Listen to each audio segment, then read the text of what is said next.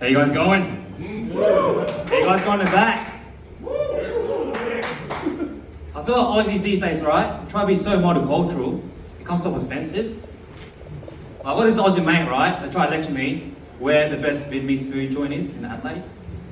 He's like, bro, you gotta try this authentic Vietnamese dog rolls. There's nice crispy bread, nice juicy pork cracklings, pickled carrot, cucumber. I was like, wow, it doesn't sound too bad, right? It was like olives. I was like, wait, what the fuck? Avocados, and a drizzle of mayonnaise. I'm like, dude, I'm pretty sure the Vietnamese food you're referring to is Subway. The same mate, right, invited me over for dinner and served me a bowl of Vietnamese beef noodle soup. It was actually quite delicious, but I was offended. Not because he served me my traditional dish, but he sat me down on a kitchen bench, served me the bowl, while all his family friends sat at a dinner table eating pizzas.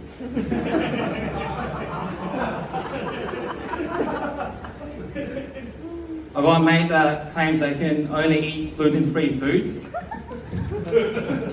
He's actually gluten intolerant. He's one of those massive attention seekers, right? So one day I made him some seafood marinara, but assured him the pasta was gluten-free.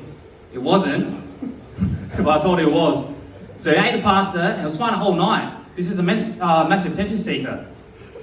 The next day though, he was shitting out diarrhea and blood. I was like, fuck, maybe he's gluten intolerant.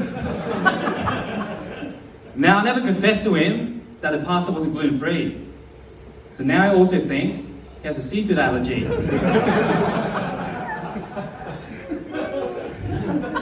I went out one night drinking with my best mates. Oh, we're group mates, right? And then we caught a cab ride. And we thought it would be a good idea, because we're so wasted, right? We thought it would be a good idea to do a runner. So cab driver drove to our destination, and we opened doors and started laying it, right? So I was running, I was looking back, and the cab driver sat in his car all confused. He's like, what the fuck are you doing, right? And next day I woke up all hungover, and I checked my bank account. And I saw that night I spent 25 bucks on an Uber ride. So we did a runner on an Uber ride that I paid for.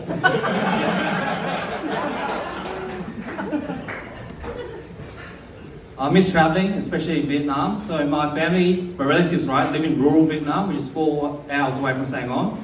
And last time I went to the village, right, all my relatives were sitting outside, like drinking, right? And 2 hours into my drinking, I need to take a shit.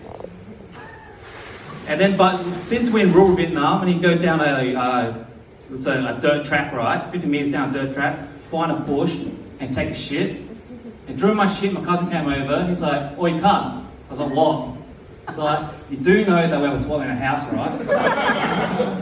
I was embarrassed because I was so ignorant about my Vietnamese culture. Anyways, I finished my shit, went back to the group and started drinking again.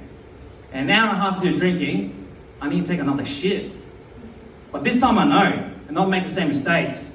So I walk into the house, into the toilet, close the door, and take a shit. And during my shit I heard, I was like, "Who is it?" He's like, "Your cousin Tuan." I was like, "What do you want, Tuan? I'm taking a shit." He's like, "Yeah, I know, but you're taking shit in the wrong house." But luckily in Vietnam, all the neighbours are close with each other, right? So he gave them a call to pick me up.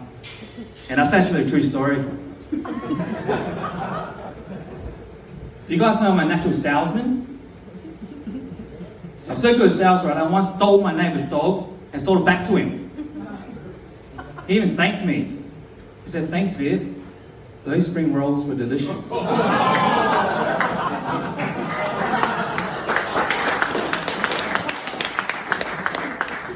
went out one night with my best mate and he confided to me. He's like, "Bro, I think I hate my wife."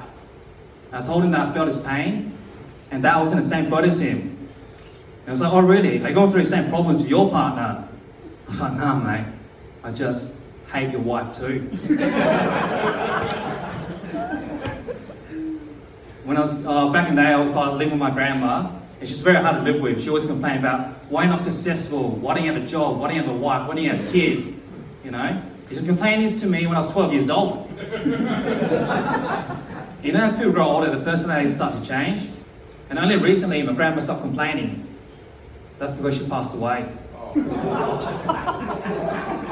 I'll leave you on a dark note, so welcome back, Henry Wilson.